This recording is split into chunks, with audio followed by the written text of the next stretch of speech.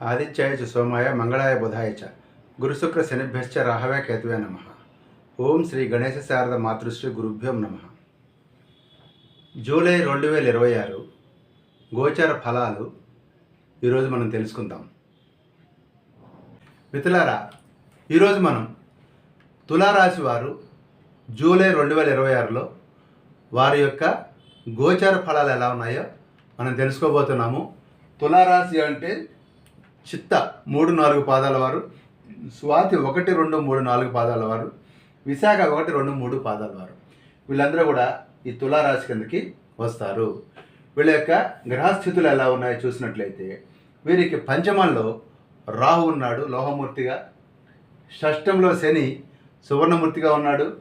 అదేవిధంగా వీరికి అష్టమంలో కుజుడు ఉన్నాడు, భాగ్యంలో పితృస్థానంలో రవి బుధులు ఉన్నారు. అదేవిధంగా రాజ్యస్థానంలో వారికి గురు శుక్రులు ఉన్నారు. ఆ తర్వాత లాభంలో కేతు ఉన్నాడు.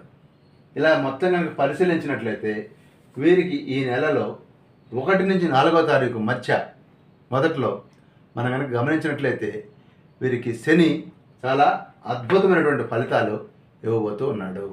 ఈ యొక్క శని షష్ఠ స్థానంలో మామూలుగా ఏంటంటే శని 3లో కానీ, అంటే ఈ ప్రత్యేకంగా తులారాశి వారికి శని 3 స్థానంలో ఉన్న, లేదా 6వ స్థానంలో ఉన్న, లేదా 11వ స్థానంలో ఉన్న, 11వ స్థానం అంటే ఇక్కడ ఉన్న సింహంలో, ఈ 3 చోట్ల ఉన్నట్లయితే మాత్రమే శని శుభ ఫలితాలు ఇస్తాడు. అంటే 30 సంవత్సరాల కాలంలో కేవలం 7.5 సంవత్సరం మాత్రమే శని అద్భుతమైనటువంటి రిజల్ట్స్ ఇచ్చేటువంటి పీరియడ్. ఇప్పుడు ప్రస్తుతానికి వారు 6th హౌస్లో ఉన్నారు కాబట్టి తులారాశి వారికి అత్యంత శని కారణంగా వీరు అత్యంత శుభాన్ని పొందబోతున్నారు. వీరికి శుభము, ఆస్తులు, ధన సంపాదన, వివాహము, కుటుంబ సౌఖ్యము, వైవాహిక సౌఖ్యము, వృత్తి వ్యాపారాల అభివృద్ధి, అదేవిధంగా ప్రజాదరణ, పోటీలలో, కోర్టు కేసుల్లో, యుద్ధాలలో, సరిహద్దు తగాదాల్లో వీటన్నిటిలో కూడా ఈ శని కారణంగా మీకు విజయం సాధించబోతున్నారు. అంటే లాంగ్ లాస్టింగ్ రిజల్ట్స్ ఈ శని మీకు ఇస్తాడు. అయితే రాహు మీకు పంచమ స్థానంలో ఉన్నాడు, కుటుంబ స్థానంలో, కాబట్టి హెల్త్ ప్రాబ్లమ్స్, అలాగే సంతాన కారణంగా ఖర్చులు, సమస్యలు వచ్చేటువంటి అవకాశము, మానసికమైనటువంటి ప్రెషరు, కొంత కన్ఫ్యూజన్ ఉండేటువంటి అవకాశం ఈ రాహు కారణంగా 5th హౌస్లో ఉంది.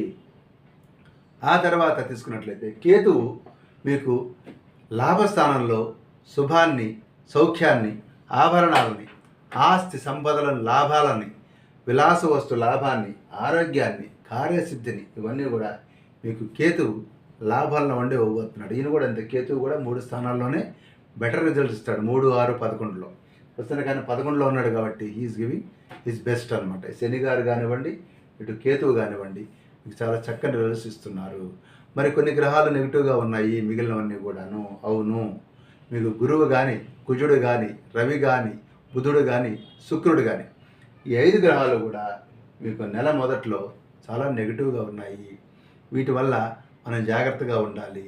మీకు చూసినట్లయితే గురువు కారణంగా ఆస్తి నష్టము, కుటుంబ సభ్యుల అనారోగ్యము, అధికారుల వల్ల అవమానము, ఇవన్నీ కూడా వస్తాయి.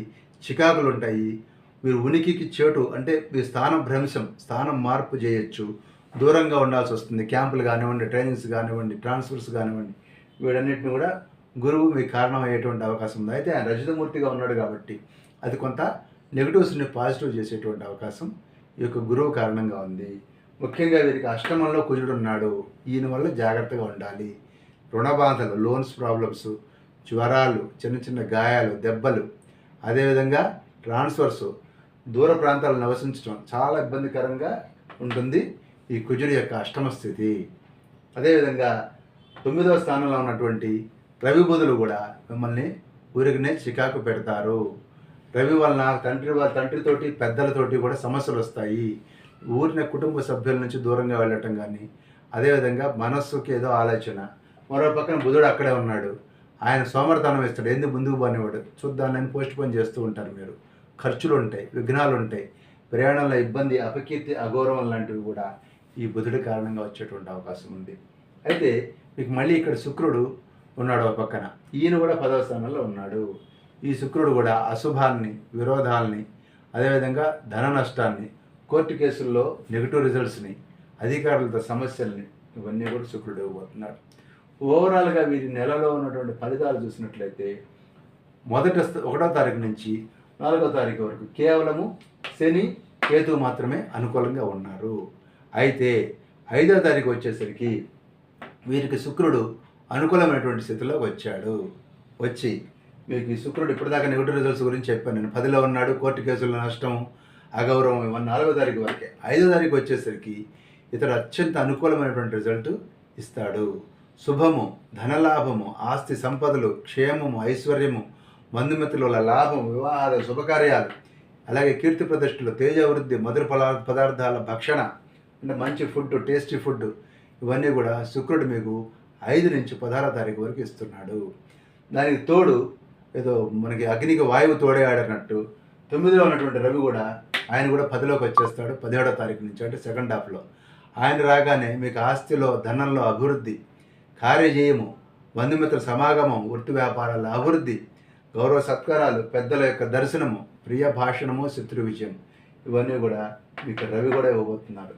ఒక విధంగా చూసినట్లయితే 1 నుంచి 4వ తారీఖు వరకు శని కేతువులు మాత్రమే అనుకూలంగా ఉంటే, 5 నుంచి 16 వరకు శని కేతు శుక్రులు అనుకూలంగా ఉంటే, 17వ తారీఖు నుంచి శని కేతువు శుక్రుడు రవి నలుగురు అనుకూలంగా వస్తూ ఉన్నారు.